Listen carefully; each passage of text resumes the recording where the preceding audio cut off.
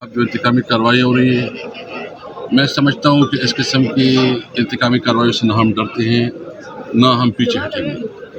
میں صرف اتنا پوچھنا چاہتا ہوں جو اس وقت جو حکومت ہے جس کے پاس اختیار ہے، کیا وہ اس ملک میں ایک فری اینڈ فیئر الیکشن چاہتے ہیں؟ کیا وہ ملک میں لیول پلینگ فیلڈ دینا چاہتے ہیں؟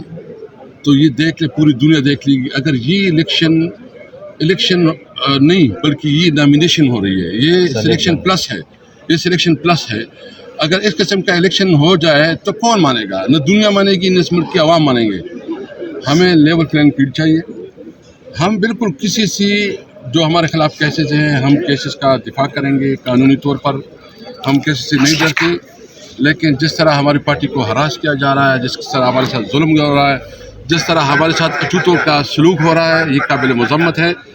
میں سمجھتا ہوں کہ نواز شریف جو اپنے آپ کو جو ہے نا ایک جس نے تقریر کی کہ مفاہمت چاہتے ہیں، جس نے تقریر کی کہ اس نے آپ دیکھ رہے ہیں کہ اس کو ایک باقاعدہ وزیر اعظم اناؤنس کیا گیا ہے، وہ اپنے آپ کو ڈکلیئر کر رہے ہیں ایز اے پرائم منسٹر۔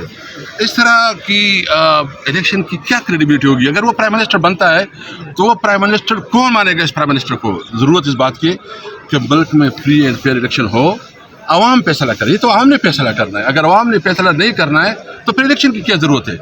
اس لیے میں سمجھتا ہوں کہ اس قوم کے اوپر رحم کرے، اس ملک کے اوپر رحم کرے۔ ہم سب پاکستانی ہیں، ہم نے اس ملک کے لیے کام کرنا ہے۔ عمران خان کی کنٹریبیوشن کسی سے ڈکی چپی نہیں ہے۔ انشاءاللہ تعالی میں اپنے لوگوں کو یہ باور کرنا چاہتا ہوں کہ ہم پاکستان کے لیے، اس ملک کے لیے اور قانون کی حکمرانی کے لیے اپنی جدوجہد جاری رکھیں گے۔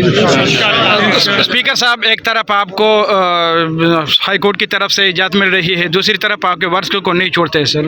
اس پہ ہم باقاعدہ بھی لائر سے ہمارا مشورہ ہوا ہے، ہم جو ہے نا کنٹمپٹ آف کورٹ کے اوپر جا رہے ہیں۔ اور میں یہاں جو ہمارا ڈسٹرکٹ انتظامیہ ہے، میں اس کو صرف اتنا کہنا چاہتا ہوں کہ ہر چیز کا اپنا اپنا وقت ہوتا ہے۔ کم از کم اپنے آپ کو قانون کے اندر رہتے ہوئے جو نا آپ جو کر سکتے کریں، قانون سے ماروا کوئی کام نہ کرے۔ Thank you sir.